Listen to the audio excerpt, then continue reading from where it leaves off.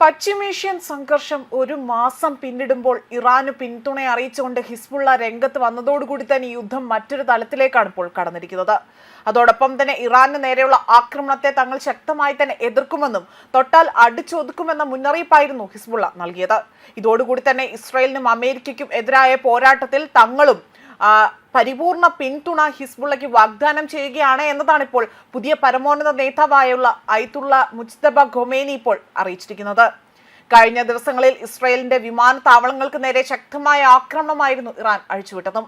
അതോടൊപ്പം തന്നെ ഹിസ്ബുള്ള തലവനായ ഷെയ്ഖ് നയീം ഖാസിമിന് അയച്ച സന്ദേശത്തിലൂടെയാണ് മുജ്തബ ആകട്ടെ ഇറാന്റെ നയം വ്യക്തമാക്കിയിരിക്കുന്നത്. സയനിസ്റ്റ് ശത്രുക്കൾക്കും അമേരിക്കൻ അധിനിവേശത്തിനുമെതിരെ വിട്ടുവീഴ്ചയില്ലാത്ത നിലപാട് അവിടെ തുടരുമെന്ന് തന്നെയാണ് പ്രഖ്യാപനം നടത്തിയിരിക്കുന്നത്. ഹിസ്ബുള്ളയുടെ പോരാട്ടങ്ങളെ ഇറാന്റെ ഇസ്ലാമിക് റിപ്പബ്ലിക് എന്നും പിന്തുണയ്ക്കുമെന്നും സന്ദേശത്തിൽ പറയുന്നുണ്ട്. നയീം ഖാസിമിന്റെ ബുദ്ധിശക്തിയിലും ധീരതയിലും പൂർണ്ണ വിശ്വാസമുണ്ടെന്നും ഇസ്രായേലിന്റെ തന്ത്രങ്ങളെ തകർക്കാൻ അദ്ദേഹത്തിന് സാധിക്കുമെന്നും ഇവിടെ വ്യക്തമാക്കുകയാണ് ഖമേനി ചെയ്തിരിക്കുന്നത്.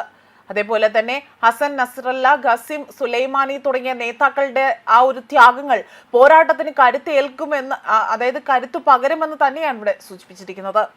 അതേസമയം യുദ്ധം മറ്റൊരു വഴിയിലേക്ക് നീങ്ങുമ്പോൾ മിക്ക രാജ്യങ്ങളിലടക്കം ഇപ്പോൾ ഇന്ധനക്ഷാമം നേരിടുകയാണ്. ഇതുവഴി ഇന്ത്യക്കടക്കം ഈ ഒരു പ്രതിസന്ധിയാകട്ടെ തെല്ലല്ലാത്ത നിലയിൽ തന്നെ ഉണ്ടായതായി തന്നെ രാഷ്ട്രീയ നിരീക്ഷകർ അവകാശപ്പെടുകയാണ്. US ഇസ്രായേൽ സംയുക്ത ആക്രമണത്തെ നേരിടുന്ന ഇറാനിൽ നിന്ന് 6 ലക്ഷം ബാരൽ ക്രൂഡ് ഓയിൽ വഹിക്കാൻ അല്ലെങ്കിൽ അവിടെ നിന്നും വാങ്ങാൻ ഇവിടെ ഇന്ത്യ തയ്യാറെടുത്തിരിക്കുകയാണ്. ഇതുമായി ബന്ധപ്പെട്ട് കപ്പൽ ഏപ്രിൽ 4-ന് ഗുജറാത്ത് തീരത്തേക്ക് എത്തും. ഇന്ത്യയുടെ പഴയ എണ്ണ വ്യാപാര പങ്കാളിയായ ഇറാനിൽ നിന്ന് 7 വർഷത്തിന് ശേഷമാണ് ഈ എണ്ണക്കപ്പൽ എത്തുന്നത്. റിപ്പോർട്ടാകട്ടെ, അതായത് ഇപ്പോൾ വരുന്ന റിപ്പോർട്ടുകൾ ഇത് കേന്ദ്ര സർക്കാർ ഇത് സ്ഥിരീകരിച്ചിട്ടില്ല എന്നൊരു വാർത്ത കൂടിയാണ് പുറത്തു വന്നിരിക്കുന്നത്. അതേപോലെ തന്നെ ഇറാന്റെ ഗാർഗ് ദ്വീപിൽ നിന്ന് ആഫ്രിക്കൻ രാജ്യമായ എസ്താവനയിൽ പതാകയുള്ള കപ്പലുകൾ കൊണ്ടുവരുന്ന ക്രൂഡ് നയര കമ്പനികളുടെ ഉടമസ്ഥതയിലുള്ള വദിനാർ റിഫൈനറിയിലേക്കാണ് ഇത് എത്തുന്നതെന്നാണ് വിവരം വരുന്നത്.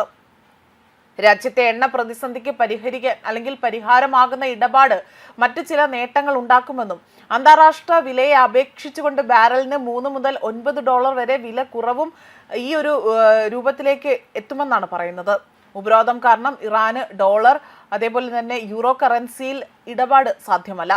ഇന്ത്യൻ ബാങ്കിൽ നിക്ഷേപിക്കുന്ന പണം ഉപയോഗിച്ചുകൊണ്ട് ഇറാൻ ആകട്ടെ ഭക്ഷണ വസ്തുക്കളും മരുന്നുകളും മറ്റും വാങ്ങാൻ സാധിക്കുന്നവയാണ്.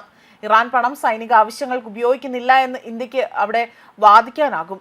അതേപോലെ തന്നെ ചൈനയിലേക്കും ഇറാൻ എണ്ണ പോകുന്നുണ്ട് എന്നും 2008-ൽ ഇന്ത്യൻ ക്രൂഡ് ഓയിൽ ഇറക്കുമതിയിൽ 16% ഇറാനിയൻ, അതായത് ഇത് ഇറാനിൽ നിന്നാണ് എത്തിയത്. ആണവ കരാറുമായി ബന്ധപ്പെട്ട് UN ഉപരോധം കാരണം 2013-ൽ 7.3% കുറഞ്ഞെങ്കിൽ പോലും 2015-ൽ ഇത് പുനരാരംഭിക്കുകയാണ് ചെയ്തത്. 2017-ൽ സൗദിക്കും ഇറാഖിനും പിന്നിൽ ഇറാൻ 3ാമത്തെ വലിയ ക്രൂഡ് വിതരണക്കാരായി മാറുകയും ചെയ്തിട്ടുണ്ട്. അതേസമയം 2018-ൽ ഡൊണാൾഡ് ട്രംപിന്റെ ആദ്യ ഭരണകാലത്ത് ഇറാനുമായുള്ള ആണവ കരാർ പൊളിഞ്ഞത് ഇന്ത്യയിലേക്കുള്ള എണ്ണ ഇറക്കുമതിയെയും കൂടുതലായി തന്നെ ബാധിച്ചിരുന്നു. ഇറാനിൽ നിന്നുള്ള ഗ്യാസ് പൈപ്പ് ലൈൻ പദ്ധതി ഉപേക്ഷിച്ചതും ഇക്കാരണത്താൽ തന്നെയാണ്, അല്ലെങ്കിൽ ഈ ഒരു കാലത്ത് തന്നെയാണ്.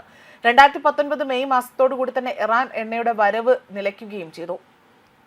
US 30 ദിവസത്തെ ഉപരോധ ഇളവ് നൽകിയതോടെയാണ് എണ്ണ വിതരണം താൽക്കാലികമായി തന്നെ പുനരാരംഭിച്ചത്. ഇന്ത്യൻ റിഫൈനറികളുടെ ശുദ്ധീകരണ രീതിക്ക് ഏറ്റവും അനുയോജ്യമായാണ് ഈ ഒരു ഗുണനിലവാരമുള്ളതെന്നും ഇറാൻ ഇവിടെ വ്യക്തമാക്കുകയാണ് ചെയ്തിരിക്കുന്നതും. ന്യൂസ് ഡെസ്ക് കർമ്മ ന്യൂസ്.